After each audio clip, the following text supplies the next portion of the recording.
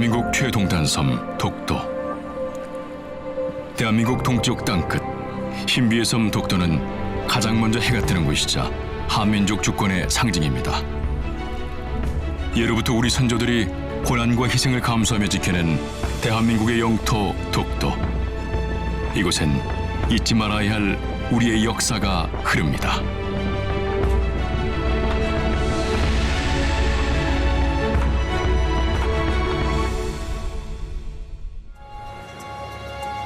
뱃길을 따라 동쪽 끝에 다다르면 대한민국의 땅 독도가 보입니다. 동도와 서도 두 개의 큰 섬과 89개의 주변 바위섬으로 이루어진 독도는 화산활동에서 시작된 섬입니다. 460만 년 전부터 수심약 2000m 해저에서 솟아오른 화산체가 비바람과 파도에 끊임없이 침식된 결과 그 일부가 해수면 위에 남게 되며 지금의 독도가 만들어진 것입니다. 행정구역상 경상북도 울릉군에 속한 독도는 한때 한반도 동쪽 바다를 호령하던 해상왕국 우산국의 부속 도서인 우산도로 돌이 많은 섬이라 하여 독섬, 석도로 불리다가 현재 이름을 갖게 됐습니다. 아름다운 섬으로 더 알려져 있는 독도는 신비한 자연환경을 지녔습니다. 섬기린초, 사철나무 등 60종의 식물을 비롯해 괭이갈매기, 바다제비 같은 160종의 조리와 매미목, 딱정벌레목 등 129종의 곤충이 서식하고 있습니다. 한류와 난류가 교차하는 바다에는 다양한 어종뿐 아니라 비늘, 배도라치 등 다수의 멸종위기 어종도 살고 있습니다. 독특한 바다 생물의 서식지인 독도는 천연 생태계의 보고로 세계적으로도 주목받고 있는 곳입니다. 기록으로 확인되는 독도의 시작은 1500년 전 신라장군 이사부가 우산국을 복속하면서 울릉도와 독도가 한반도 영토에 속하게 되었다는 내용을 담은 삼국사기에서 찾을 수 있습니다.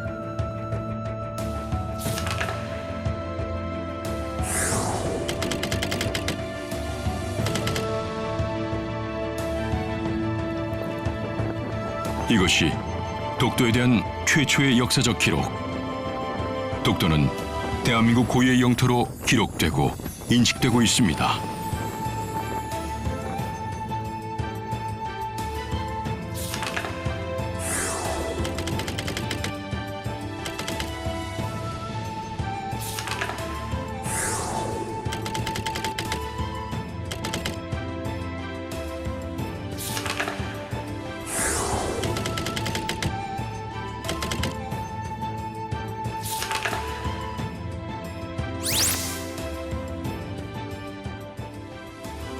역사에 기록되기 훨씬 전부터 독도가 한국 땅이라는 사실은 맑은 날이면 87.4km 떨어진 울릉도에서 육안으로 독도가 보인다는 겁니다. 눈으로 보이는 곳을 영토로 인정하던 과거, 독도는 울릉도에 속한 섬으로 여겨졌습니다. 거리상으로도 독도는 우리나라와 더 가깝습니다. 분명한 대한민국 영토인 것.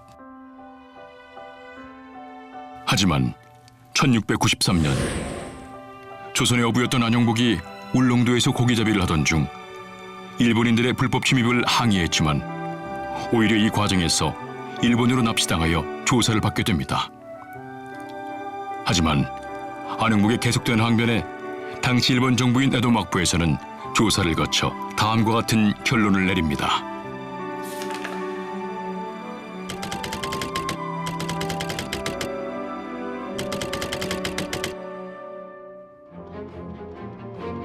즉, 울릉도와 독도가 도토리번, 일본 땅이 아님을 명백히 밝힌 것입니다. 울릉도 독도에 대한 일본의 도해금지 조치를 통보받지 못한 안영복은 1696년 재차 일본 땅으로 건너가 항의를 합니다. 이것이 안영복 2차 도일 사건입니다. 이에 일본은 울릉도 독도에 대한 막부의 도해 금지령을 알립니다. 안영복의 독도는 조선 땅이다라는 일본 측의 공식 입장은 에도 막부를 거쳐 메이지 시대까지 이어졌습니다. 이후 독도가 대한민국 영토임을 뒷받침하는 결정적 문서가 등장합니다. 바로 일본의 태정관 지령. 일본은 메이지 유신 이후 전국의 지적도를 새롭게 만듭니다. 이에 시마네 현은 독도의 귀속에 대해 내무성에 질의를 합니다. 하지만 단독 판단이 어려운 영토 문제에 다시 메이지 정부의 최고 행정기관인 태정관에 확인을 요청했고, 그 결과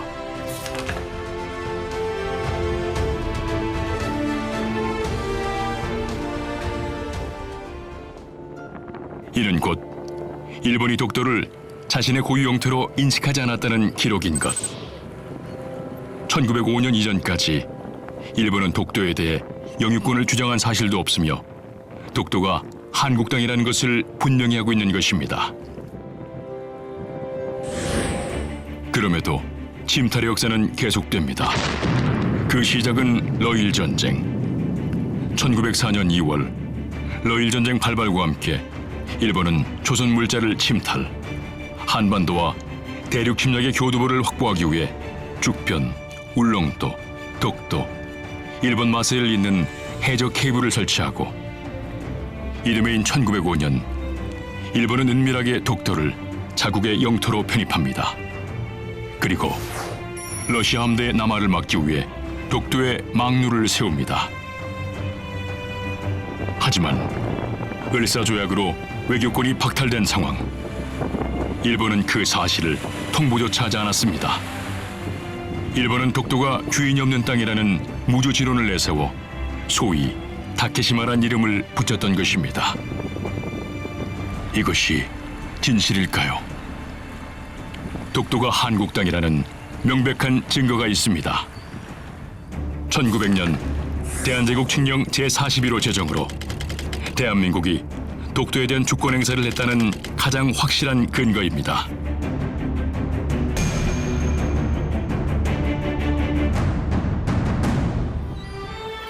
우리가 독도를 다시 찾은 건 1945년 광복과 함께였습니다. 그렇게 독도는 한국 품으로 돌아옵니다. 1946년 연합국 최고사령관 각서 677호에서 독도를 일본의 통치 행정 범위로부터 제외한다는 내용을 명시합니다. 하지만 6.25 전쟁의 혼란을 틈타 세 차례에 걸쳐 독도를 무단 상륙한 일본. 계속되는 침탈 시도에 울릉도 청년들과 국민들이 독도 지킴이를 자처하고 나섭니다. 6.25 전쟁 참전용사인 홍순칠 대장을 중심으로 울릉도 청년들이 의용수비대를 결성. 민간인 최초의 독도 지킴이가 탄생합니다. 한국령이라는 글자를 새겨 만천하에 한국 영토임을 알린 홍순칠 대장. 그 뒤를 이어 1965년 3월 울릉도 주민인 최정독 씨가 독도에서 살기 시작. 사망할 때까지 독도에서 지냅니다. 제주 해녀들은 일제강점기 때부터 독도를 드나들며 어로 활동을 하였습니다. 1991년도엔 김성도 김신열 씨 부부가 독도로 주소지를 옮깁니다. 이후 독도경비대 등대원 등이 독도에서 거주. 현재는 총 40명이 넘는 이들이 독도에 살고 있습니다. 2005년부터는 독도 입도가 가능해지면서 많은 관광객들이 독도를 방문하고 있습니다. 울릉도에서 동남쪽 백길을 따라 87.4km, 1시간 30분을 가면 독도에 도착합니다. 그렇게 독도에 방문한 관광객 누적 수는 200만 명. 독도는 누구나 입도를 할 수 있으며 또한 독도 명예주민도 될 수 있습니다. 독도를 관할하는 경상북도도 독도 알림이를 자처하고 나섰습니다.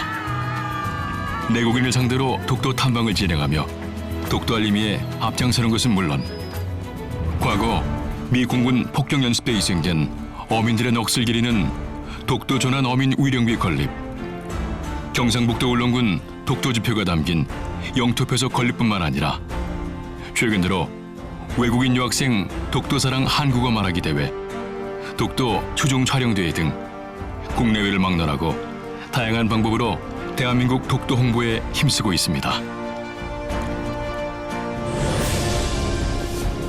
독도는 외로운 섬이 아닙니다. 대한민국 국민이 살고 우리의 역사와 시간이 흐르는 분명한 대한민국 영토입니다.